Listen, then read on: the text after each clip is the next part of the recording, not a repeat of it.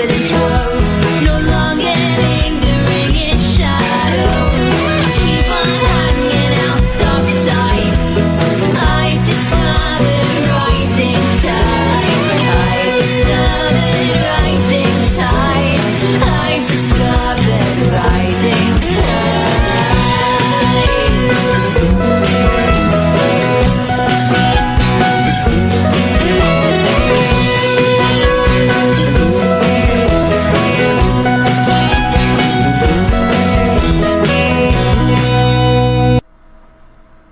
Hello, everyone, and welcome.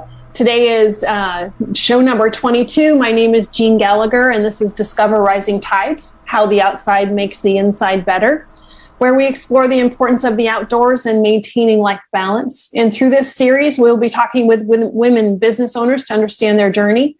And we'll also be hearing from Lynn Schuessler-Williams, author and coach, in her segment on Rising Up. But first, today I'm excited to introduce to you Maytee Dusseau. Hi, Maytee. Hello, Jeanne. Nice to be here. I'm so excited to have you. And so Maytee is the CEO and founder of Inspiring Your Best Life. She's also a law of attraction coach and a speaker. Maytee helps her clients gain clarity on what they truly want out of life, increase their self-awareness, ditch old stories that no longer serve them, and redirect that energy towards creating and manifesting a life that they love. So let's make this happen. Thanks so much for being here. Well, thank you for the opportunity. I appreciate it very much. Yeah, and I'm excited. Maytee and I met each other actually through one of Lynn's many networking groups. So shout out to her for connecting us. And so before we start to learn about your business, I'd like to learn more about your journey and how you ended up where you are today. Oh my goodness. So that's a little bit of a story. So we have plenty of time. I grew up in Miami, so the beach has always been really important to me. But I knew that I needed to leave Miami as soon as I could. So I spent most of my adult life living up north. I lived in about 5 different states, primarily in Delaware. Mm-hmm. And I think that my story, in terms of where I am in this moment, starts with a moment in time when I was in Miami visiting my husband and my 5-month-old for the holidays, and my husband suddenly passed away. Mm. And I was left having to figure out what I was going to do. I think my family all thought that I'd move back to Miami, but I had a pretty good support system in Delaware, so I stayed. And I did all the things that I was supposed to do.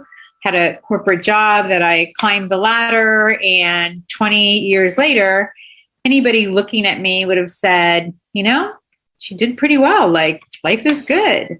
And it's true. I was able to provide a really good lifestyle for me and my son, and I'm so grateful for that. But what I found was that I was feeling stuck, unfulfilled, unhappy, and not really where I wanted to be.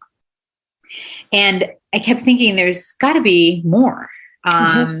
Something needs to change. And that's when I was reintroduced to the law of attraction. And what that did for me was to reintroduce this idea that this is my life and I get to decide how I want it to be. And I get to do that by what I focus on. So if I'm focused on feeling undervalued and unfulfilled and stuck and unhappy, I'm just going to keep getting more of that. Mm. So I made a small shift to say, you know what, I'm not sure what my next step is. I don't know how this is all going to work out, but I do believe that it's going to get better and that things are going to shift. I don't know how, but I'm just going to trust that. And that at the end, everything always works out for me, which I had known that to be true because when my husband passed away, the 2 things that I really held onto was, one, this belief that everything happens for a reason. And even though I didn't understand why that happened, that it was still for my highest good and that everything always works out for me. And so those were 2 core beliefs for me that sort of has helped me throughout my life. Well, 6 months later, my position got eliminated, and I got to stay home and do network marketing and be a business owner. And I was so excited about this because I had sort of had this little side hustle. But a year and a half into it, I got coaching because I wasn't doing well. I wasn't reaching the goals that I was setting for myself, and was really frustrated. And come to find out, that really wasn't what my calling was. As a result of coaching, I got my certification as a law of attraction coach. But in that moment, I needed a job because I didn't have the resources to start a coaching practice in that moment. And I manifested this amazing job. It was the last job of my career, making more money than I had ever made at this very prestigious program, doing what I had done for 20 years. So I was like, oh my God, great. I will figure that out. Well, 7 months later, they let me go, which brought me to Tampa. And that was an interesting manifestation because living up north, I always had said that when I retired, I was going to move to Tampa. Like that was happening. And so it happened a little sooner than I anticipated. So I get to Tampa, I still need a job. I get a job, and then COVID hits and they let me go. So in my mid 50s, over a 2-year period, I get let go from 2 jobs. And I'm like thinking, what is happening here? And that led me to just having this realization that now is the time. And so that's when I started my business, and I was working on my business, all the trials and tribulations that come with being a new business owner, that when we truly are, because network marketing, you've got to, you are your own business, but you also have this like corporation and support. But, you know, when you are doing it yourself, you know, you have to create that for yourself. And so lots of trials and tribulations and a lot of inner work. And I will tell you that when I left my corporate job and I realized that it was up to me, like I knew that I had to take care of myself. And one of the things that I started to do was to do meditation on a regular basis, to be out in nature on a regular basis. I started running on a consistent basis, going for long walks with my dog, and really incorporating nature into my life. So that was really important. So I was doing this job for a year, and my boyfriend moved to this little town called Dunedin, and it's a beach town. It's just north of Clearwater. And I had gone to Honeymoon Island, which is a state park and a beach. And I was like, wow, this is beautiful.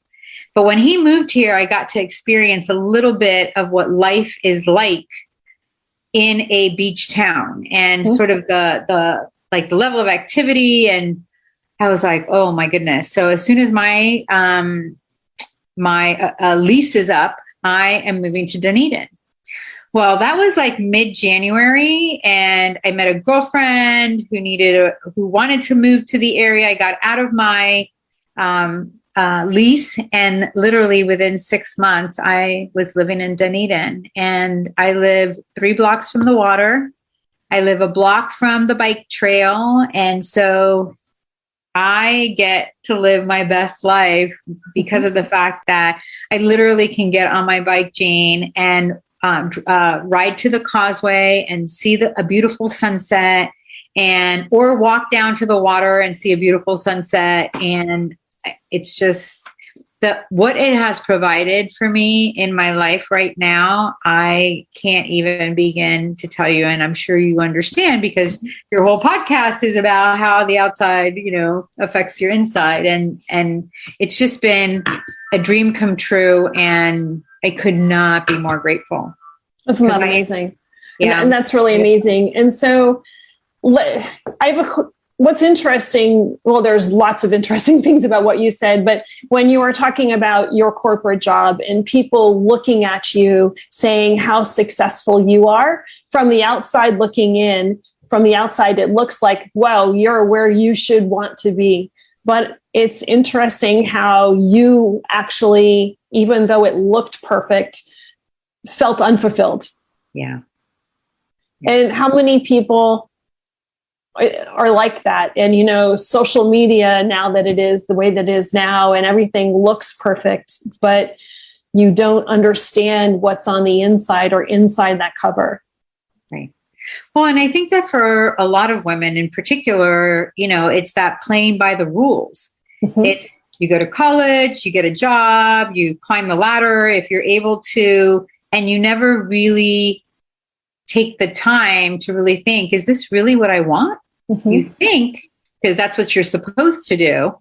But in the end, it's not the fulfilling, it doesn't fulfill you. Mm-hmm. And I loved my job. So let me just say that I really loved my job. But what happened was that private equity, our owner sold it to private equity. And that really just, it took a downward turn, and where this program that I had been so excited to talk to families about and all of that, just the quality of the program went down the tubes. And I was just like, no, I can't be here anymore, but I didn't know what to do. Yeah. And do you think that, your responsibilities in your corporate job actually set you up and supported you for what you're doing today, don't you think? Oh, absolutely. Because part of what I did was to hold space for these families that were in turmoil. And I was able to advocate for them and to support them while they made some tough decisions and navigated these systems that were pretty difficult, particularly if you're a parent of a special needs child. I mean, your life is already quite difficult and challenging. And, we provided services for really high-end kids, meaning behaviorally and from a mental health perspective, we're really, really challenged. And so, it definitely provided a lot of opportunity. And would you have imagined at that point that you would be where you are today? No. I had a dream that my life would be different. Mm-hmm. I still have a dream that is a dream, and at some point it'll become a reality. And that was more of what I focused on. The coaching really came from lots of people saying to me, you really would be a great coach.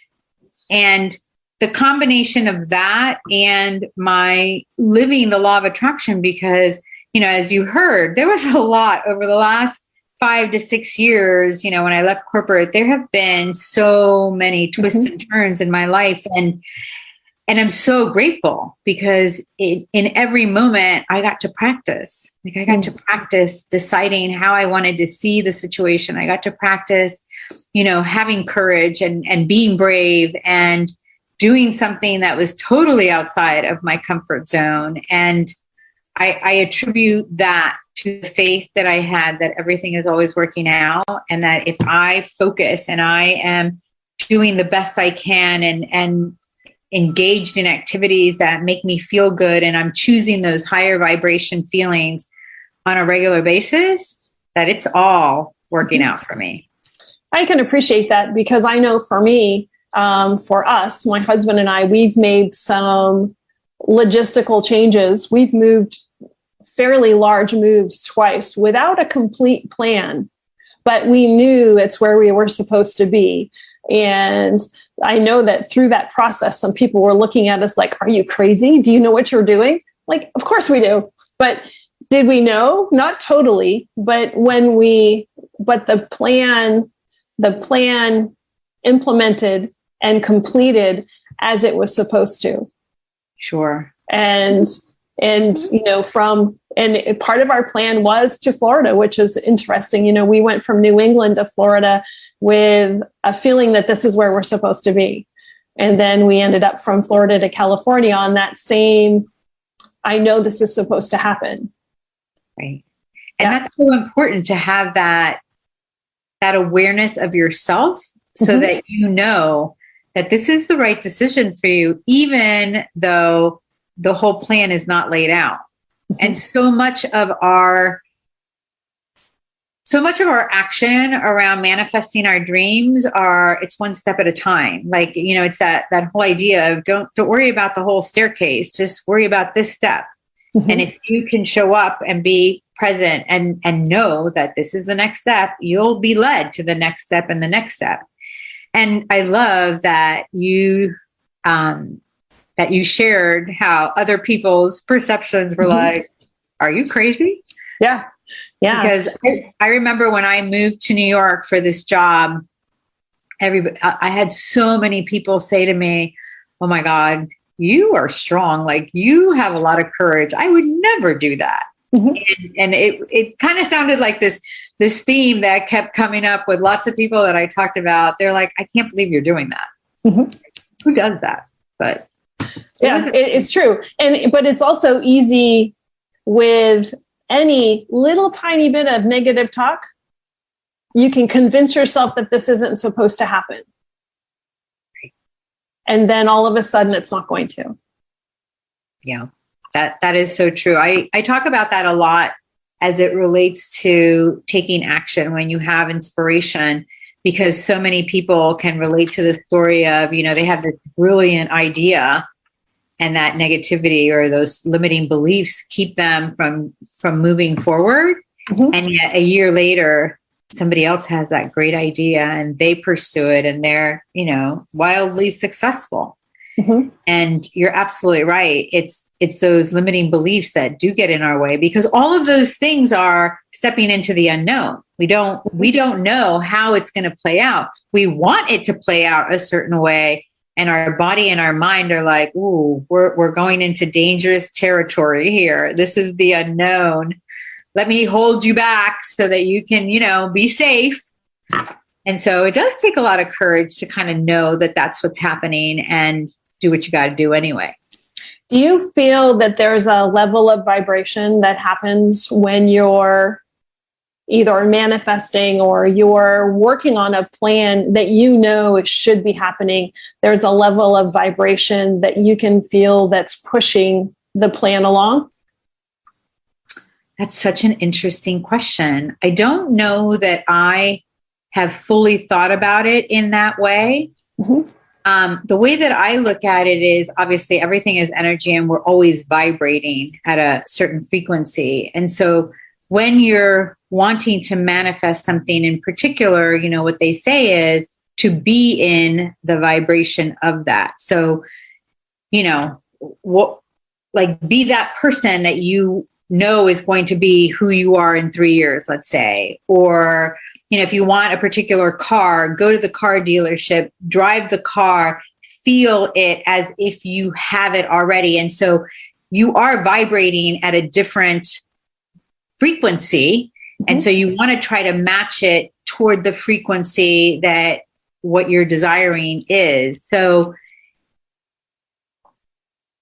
when you feel that, you're in your heart, because it's the feeling part of it, pushes that vibration and that frequency out into the world and magnetizes that back to you. So I've not thought about it from a perspective of, is there a vibration that is pushing you, other than your desire? I mean, I would think that your desire has a frequency. And so that's kind of how I would think about it.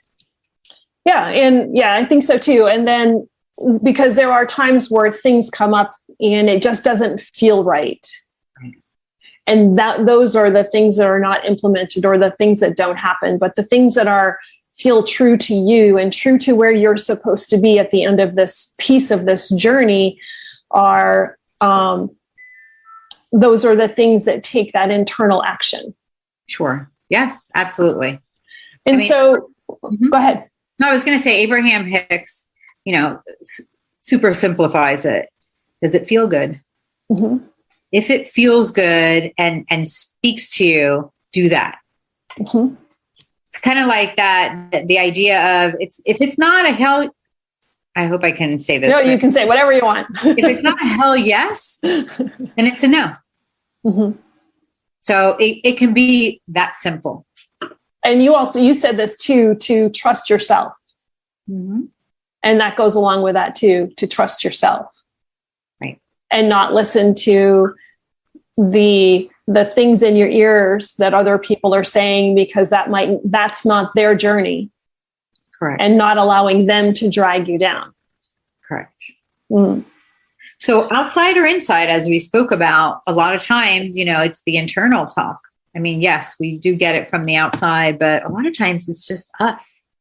Mm-hmm. So, and it's a practice of recognizing when those things come up for you, so that you know what that is. Oh, okay, I know why you're here. You're trying to keep me safe, but you know what? I got this.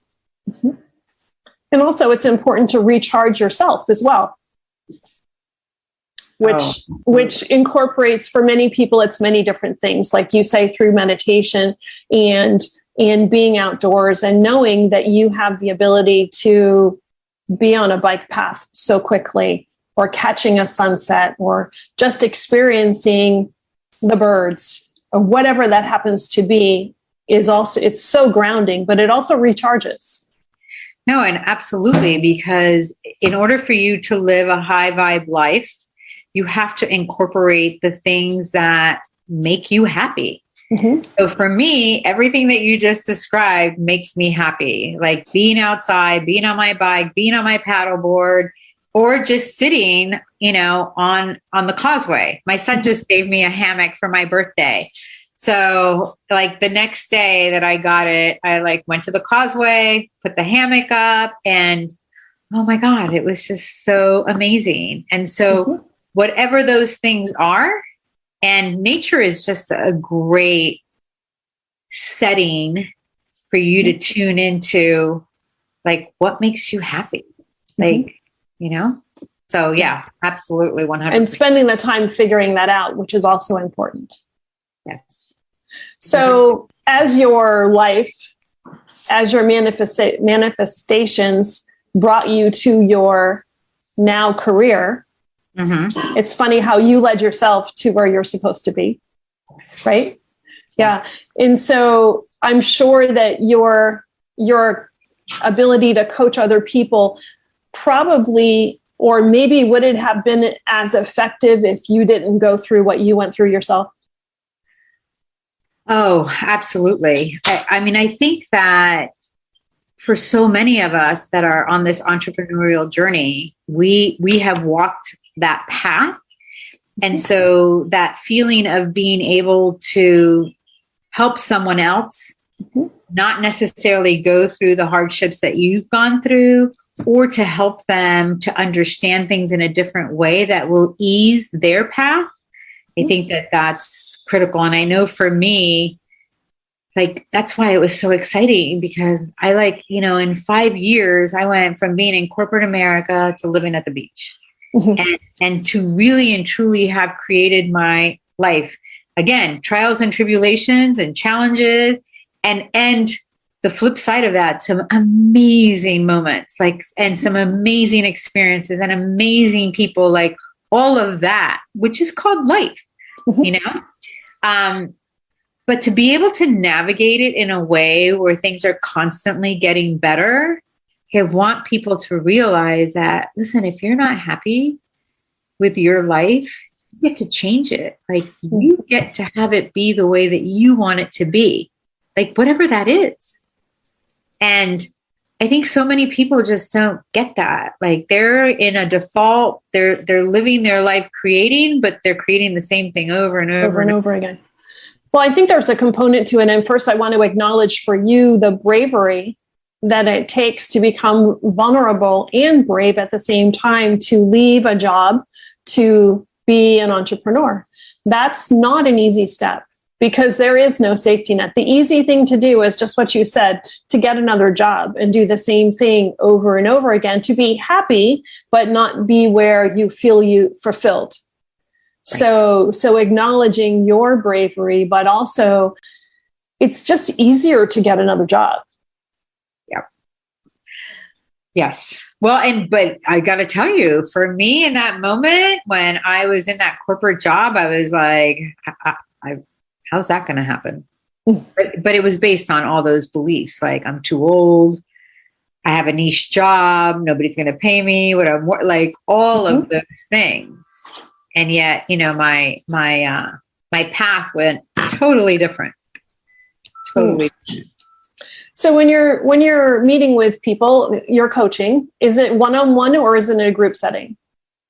So I was trained on a program. It's a 12-week course that goes from talking about clarity, presence, limiting beliefs, how to clear them, creating a vision, alignment, presence, vibrancy. I mean, it has 12 modules.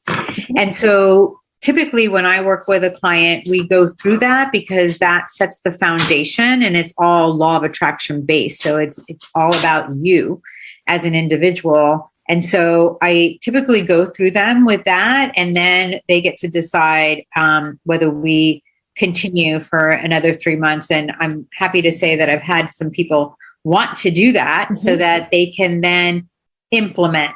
So the first 12 months is a combination of a little bit of consulting because we're going over the information, but I'm always available to do the coaching piece, like what's happening right now. And how can we use what we're learning to kind of help guide where you want to go? And what I love about coaching is that I'm there to support the fact that they have the answers. I get to ask the questions so that they get to have these insights and figure these things out for themselves. And realize that the answers were really inside. Yes. You're just digging them out for them, or bringing them to the surface. Yes. Absolutely. What kind of as people are progressing through the 12 modules, what kind of change, and also what kind of resistance do you see when you're working with clients? Oh my God, great question. So let's start with the resistance. Yeah.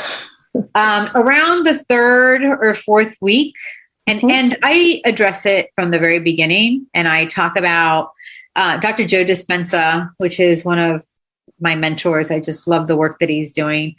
He talks about the river of change, and basically it's going from the familiar self to the new self. And in that process, when you decide that you no longer are okay with who you've been and you want to become somebody different, you have to cross this river of change. And it's difficult. It is really about paying attention and understanding that, you're starting this new journey, and everything about your mind and your body is going to be grabbing you and wanting you to stay the same. So those limiting beliefs, those feelings of this is not working, those feelings of, this is for somebody else, not for me. It's better if I just stay the way I am. Like all of those kinds of things are going to come up in full force. And so I try to normalize it in that's part of the process. And we're going to be together and we're going to work together to get you through that. Because it's like anything else. Like, do you remember when you learned how to drive a car? First, you read the manual, and you got into the car and you had to pay attention to all of these things. And then the more that you drove the car, all of a sudden, now you can go from point A to point B and go, how did I even get here? Becomes so part of who you are. And so for me, that's what's super exciting, because you can rewire your brain. You can literally become a person that when that stuff comes up, because it's going to, every time you level up, every time you go towards something that is unfamiliar, that stuff comes up. But now you get to go, oh, I know who you are. Thank you so much. But no, I'm good. I'm good. And so that process, the more that you do it, the easier it becomes. And it is that it just becomes easier. And I would think it would be easier if you acknowledge it before it happens, so that it's recognizable when it does show up. Yes. So for me, that's the flip side to your question: is what do people get when they're done with the 12 weeks? They have a process of how to manage their negative beliefs or limiting beliefs. They have a level of confidence in themselves that they can manage whatever comes up, and they have the tools for how it is that they're going to focus their attention on what it is that they do want to create. Because at the end of the day, it's about law of attraction. Like what you focus on, you get more of. I'm helping them to clear the clutter, the resistance, so that they can be more fully engaged in what they want to create. Do people come to you with an idea of this is what I want and I need to know how to get there? Or do people come to you and say, I'm not fulfilled, I don't know what that is, and I don't know what I need? I get both. Mm-hmm. I have some people who are very clear about what their desire is. And it's interesting because sometimes that changes a little bit. But they don't feel confident in getting there. Like it's there and they want to get there, but they're not really sure whether that's possible. Mm-hmm. I had one client who I'm describing her, and she did the work. I mean, she was just such a great client because she did the work. And within, I'm going to say by the end of the time that we were together, she had increased her revenue by 50%. Wow. She was laying out her business plan for her next step in terms of her goals. And she had identified like the neighborhood that she was going to live in and started looking for a house. And then within 6 months, she had found the house that she wanted. I mean, like she made stuff happen. Wow. It was amazing. And other clients, it's about helping them to figure out what it is that is their desire. And that's quite fun because to go from not being sure Mm-hmm. to having a clear vision of what it is that you're looking for. Oh my goodness. That's so. Is that a little harder to get to from one point to the other or not? I don't know that it's really harder because again, it's about putting the time in. You have the answers, you know what it is that you want. You just gotta, do a little bit of work. And one of the, and it's always, I always tell my clients, okay, you got to give yourself some time for this module because there's a module that really speaks to that. And it talks about what do you want in the different areas of your life. And it has lots of questions that are about exploring further, like what does it look like? And like one of the exercises is, if you got $10 million, like how would that change your life? Like, what would you do with your family? What would your business look like? What? Mm-hmm. So in going through that exercise, you really like feel like, okay, I don't have any limits to what it is that I can do. What speaks to my heart? That's almost harder, I would think. Well, that's hard, right? To imagine something that's so totally different from from the situation that you're in, and to imagine yourself in that situation. Mm-hmm. Or that maybe that's hard for me. It could be fun, and you're, it depends on what's going on with you. Mm-hmm. I think for some people, the idea of like really playing in that infinite possibility realm is, oh my God, like how exciting. And maybe the fear has to do with, can that really be? Mm-hmm. And what's it going to take? Or do I deserve? Or do I deserve? That's another good one. So do you find that comes up a lot in the conversations as you're going through the coaching process and realizing that people might not think they deserve? Yes. I'm going to say that there's a lot of limiting beliefs out there. And mm-hmm. when you really boil it down to what's at the core of those beliefs, it's typically either not feeling like you're deserving or worthy, mm-hmm. or not feeling enough, like you're not good enough. Oh, wow. Yeah. Yeah. Those typically are the ones. And then there's the fear of success for the fear of failure are mm-hmm. others that are pretty common. So it's about sort of drilling down to what's really at the basis of that. Mm. And I would think that takes time, but a ton of leadership on your part to help people through those stuck times. Mm-hmm. Yeah, I provide a lot of support. So, we have one-on-one coaching calls, but then I also am there. Mm-hmm. They can text me, they can email me, and, I'll respond within 24 hours. And, if they need an extra session because something's happening that's significant, mm-hmm. I'm there. So I love it because I I believe in them. Like, I have seen people go from these limiting beliefs that are like keeping them so stuck to like really feeling like, oh my God, this is happening. Like, okay, I saw when it started and I was able to nip it in the bud, and I didn't have that pattern of behavior that I typically have. And so when you see people like having that, like, you know that they can. And so I'm there to hold belief until they can get there. That's fantastic. And so now, do you work mostly in person or virtually too? No, mostly virtually, actually. Oh, really? So COVID, well, actually you started mostly in COVID too, right? Yes. So you really incorporated into the virtual world. Yep. So I have had my furthest client has been from Australia. Wow. So, and California, and then locally here. So all over. Wow, that's fantastic. And so how do you find clients? How do you market yourself? My best way of marketing has been doing a lot of networking. And while it's a longer game, I think in a lot of ways, it's what speaks to me because I love creating relationships. I love connecting with people.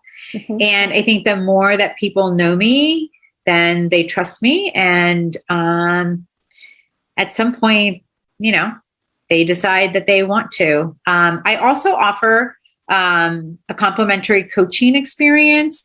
I found that is working a lot better than doing a discovery call. And so when people have the experience of coaching and again, getting from point A to point B, you know, I've also had a number of clients that have come from that. They can feel it rather than just see or hear about it. They can feel what it really is. Yep. So I have two questions, kind of, they're together but separate. So first, how do you think your son has he changed or developed watching you with these changes that have happened, number one? And then number two, when your clients that you're talking to, how do you see their significant others relating to the changes that are happening to them? Okay. Another great. Choose whichever one you want or both. I will always talk about my son because he is my greatest accomplishment and my biggest joy. He is a well-rounded individual who questions and thinks about and is introspective, and he believes that he's creating his reality. So while he's 21 and you know, struggles with the whole adulting in the sense of it's a lot. Like, he's in school and we all struggle with that. Right? He has two jobs until just this past week. He was in a paid apprenticeship that asked him to work for them full time. And so he's now working for them part time until he finishes school. But I feel like he gets that he's creating this because he shows up. He's got a great work ethic. He's easy to talk to. He's introspective. And again, you can have conversations with him. Like, this is a kid who calls my mother and has an hour and a half conversation with her. And so fantastic. That translates into how people perceive him and how things happen for him. So that's how I would say that how I've lived my life has impacted him. And then in terms of my clients, what I've heard is that the feedback is they're more present, and they're more even keel. So folks that were being reactive or, you know, were more negative or more in those lower vibration feelings on a more regular basis, there's a change. Oh, wow. Because again, you're owning your feelings. And if you're not feeling, if you're feeling anything other than what you want to be feeling, like, what we work on is changing that. So it absolutely has an effect. That's fantastic. That's amazing. And so what's your first go-to outdoor activity? I'm going to say it's riding my bike. I really like riding my bike. I like being able to go far, I like the wind. I like the fact that, I'm listening to my book or I'm listening to music. Sometimes I don't do either one of them, but I can just get places and get to experience some different things because I'm on my bike. Yeah. There's so many trails around here, and it's just been a lot of fun to experiment on different Really trails. accessible. That's fantastic. Yeah. So where can people find you? Okay. So on my website, it's www.inspiringyourbestlife.com. And if people are interested in checking out a coaching session, that would be www.callwithmayte, and that would be MAYTTE.com. And that will get you into my scheduling calendar and book a call. Wonderful. Wonderful. And so that is a free coaching call. And with that, they can decide if moving forward or working the modules will benefit them and their plans. Yeah, absolutely. And I'm on LinkedIn. I'm on Facebook, Instagram. So perfect. Other ways. Sure. All the socials. All the socials. And so where do you see yourself? What's next? Is there anything manifesting, do you think? Oh, I've got lots of things manifesting. Yeah, I see myself doing a number of different things. What I alluded to earlier is that I have a dream of owning a metaphysical bookstore that has a space for workshops and mediumship gatherings and, yoga nidra and restorative yoga and ways to help people. Like my whole idea was always I wanted to provide information that will nourish body, mind, and spirit. So initially it was a bookstore, but I feel like there's so much out there that people can experience, and I'd love to have a place where people can do that. So have you been to Casadega on the East Coast? I have not. I need to go. You need to go. Yes, I do need to go. We live not that far from there. Correct. Yeah. Yes. It's on my list. I just have not made it happen, but I need to. Yeah, you do. Absolutely. Definitely. Thank you for that reminder. Yes. Well, I look forward to hearing more about your plans and in watching them as our friendship continues, watching them manifest themselves over time. And I want to thank you so much for spending time with me this afternoon. It's been a pleasure, or almost early evening for you. Yes, almost early evening. And yes, it's been a pleasure. And thank you so much. I love having these conversations. Thank you. So as we transition to Lynn, hi, Lynn. And you have a little rising up for us today? I do. So, Jeanne, we're going to mix it up today. I didn't tell Jeanne that we were doing this, so it's always fun to surprise you. But, we talk a lot about how the outside makes the inside better. And as I was thinking about that, I thought, so the outside makes the inside better, right? Mayte talked about riding her bike, and I loved what she said about feeling the wind and, exploring and landing different places and having that personal power to get from here to there in a new place and all of that, right? And that being outside has an effect, right? And we talk about all the different ways that's true.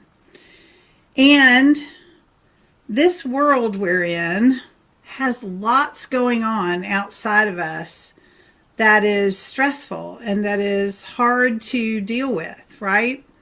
And so it's also true that the inside makes the outside better.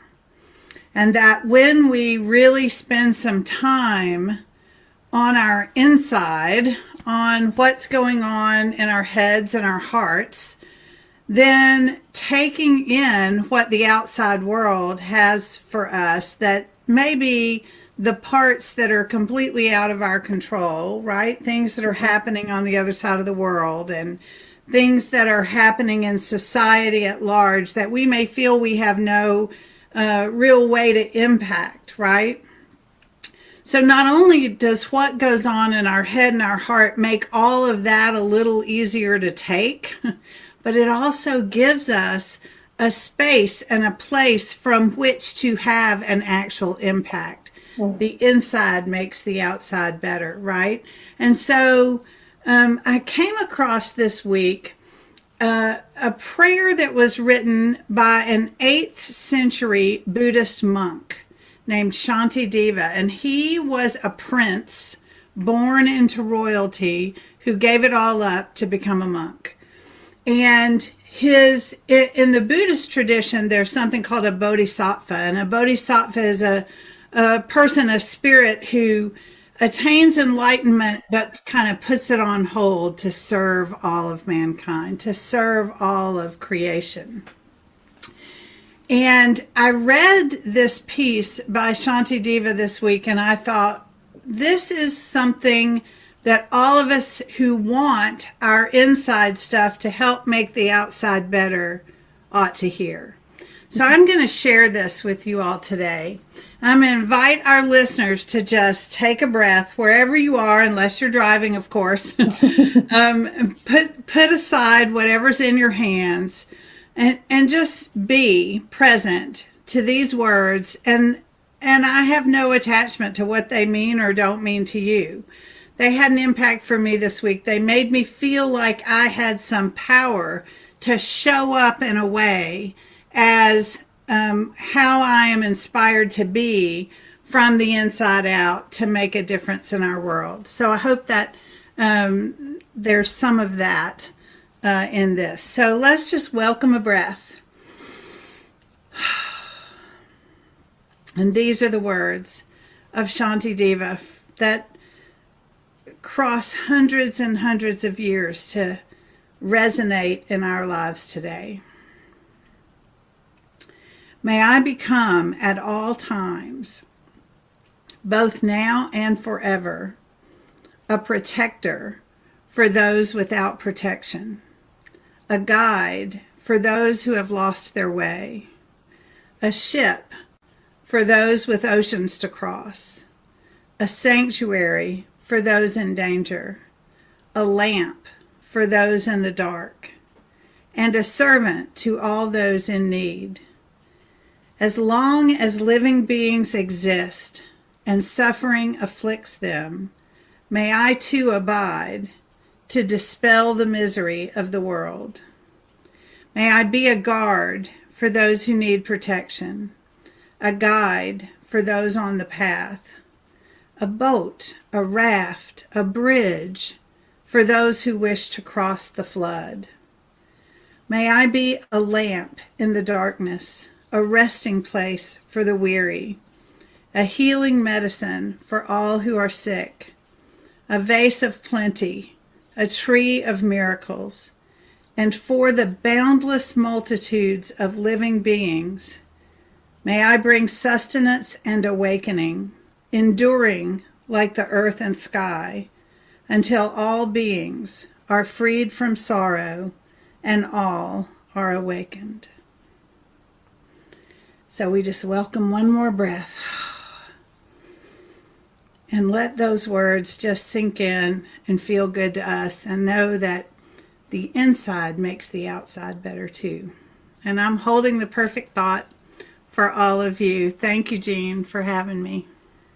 Lynn, thank you. And I think that's a really important reminder, because with all the noise that happens in our everyday lives, it's so easy to forget about taking care of our insides too. Yeah. So thank you.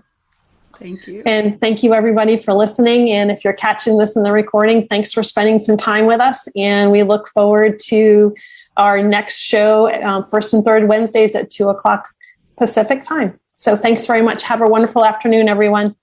Driving, striving, so surviving.